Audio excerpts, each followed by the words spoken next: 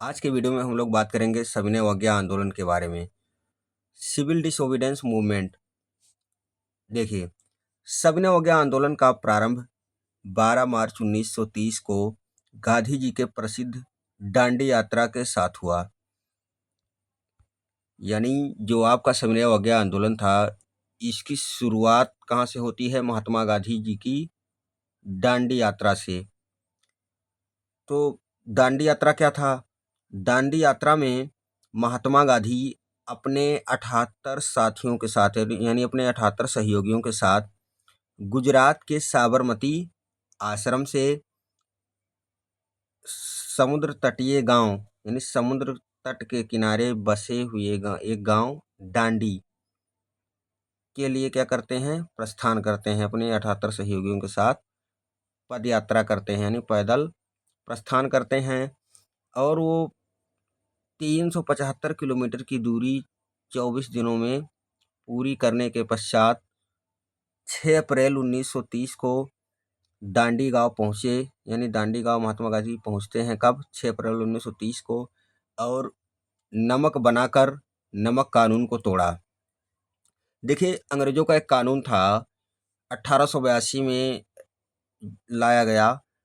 इस कानून के तहत भारत के किसी भी व्यक्ति को समुद्र तट पर नमक बनाने की अनुमति नहीं थी और ना ही किसी भारतीय को नमक की बिक्री करने की अनुमति थी। यानी कोई भी भारतीय ना तो नमक बना सकता था, ना ही नमक बेच सकता था। नमक पर एकाधिकार किसका था? अंग्रेजों का था। यानी ब्रिटिश सरकार ही नमक बना सकती थी और उस नमक की बिक्री कर सकती थी। लोगों को न केवल अंग्रेजों का सहयोग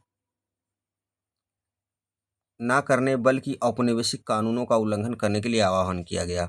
देखिए, जो सविनय अवज्ञा आंदोलन था, इस आंदोलन में केवल सरकार के साथ सहयोग ना करने के लिए बात नहीं की जा रही थी।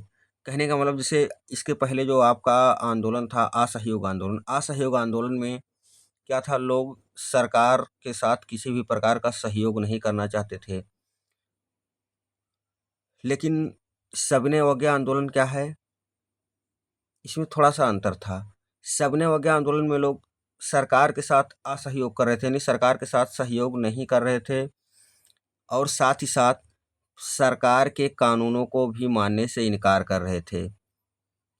देखिए, लोगों को ना केवल अंग्रेजों का सहयोग ना करने बल्कि औपनिवेशिक कानूनों का मतलब वही जो औपनिवेशिक सरकार थी, यानी जो ब्रिटिश सरकार थी, इसके कानूनों का उल्लंघन करने के लिए आह्वान किया गया कि आप लोग क्या कीजिए,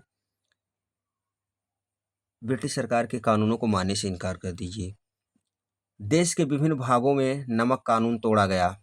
देखिए, जब महात्मा गांधी दांडी पहुंचकर समुद्र तट पर नमक बनाते हैं, यानी नमक कानून को तोड़ते हैं, उसके बाद देश के अलग अलग समुद्र तटीय राज्यों में, यानी जो राज्य समुद्र तट के किनारे बसे हुए थे, वहाँ बहुत सारे नेताओं ने, बहुत सारे लोगों ने क्या किया?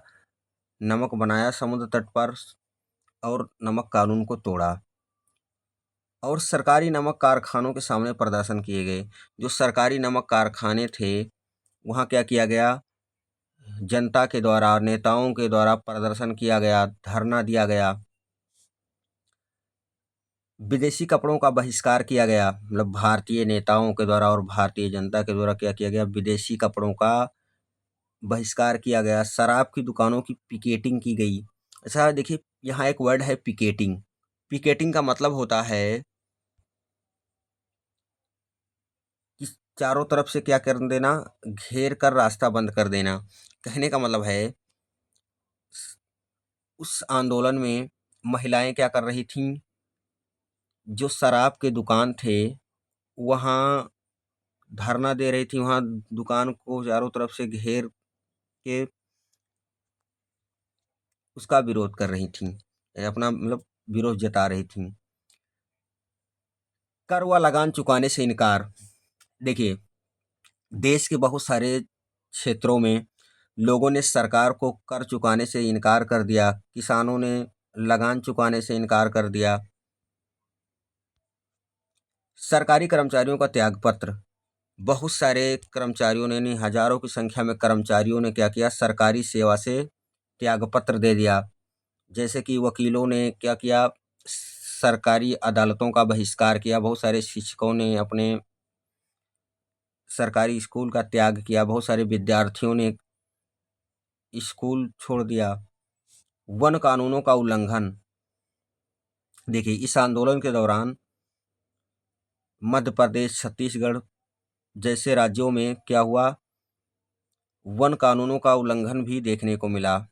देखिए, इसका मतलब क्या है, यानी वन कानूनों के उल्लंघन का मतलब, देखिए, ब्रिटिश सरकार के द्वारा बनाया गया एक कानून था, जिसके तहत ब्रिटिश सरकार ने कुछ वनों को आरक्षित वन घोषित कर दिया था।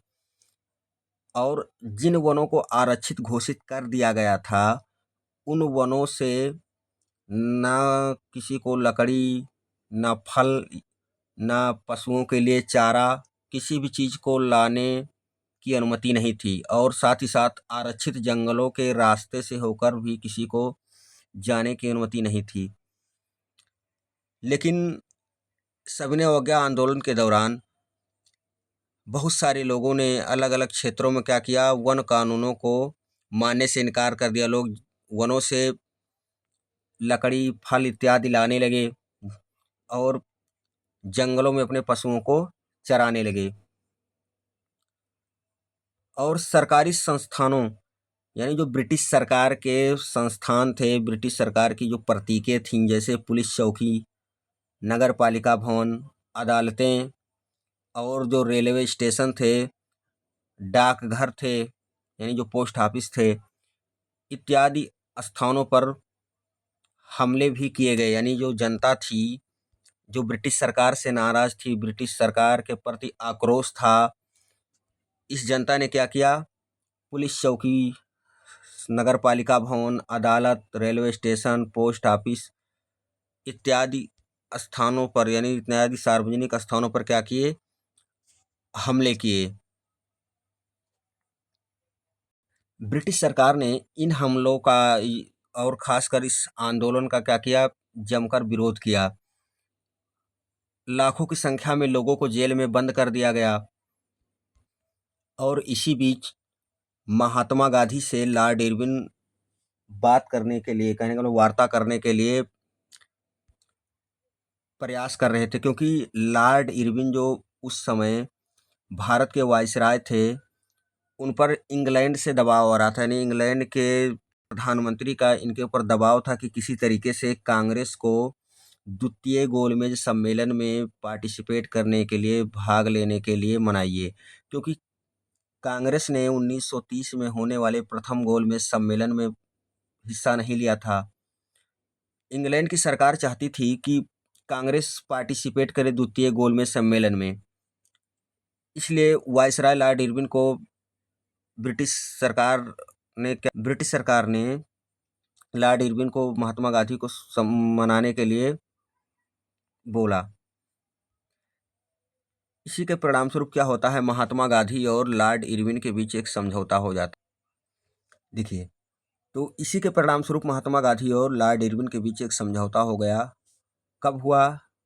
5 मार्च 1931 को। यानी महात्मा गांधी और लॉर्ड इरविन के बीच समझौता कब हुआ? 5 मार्च 1931 को।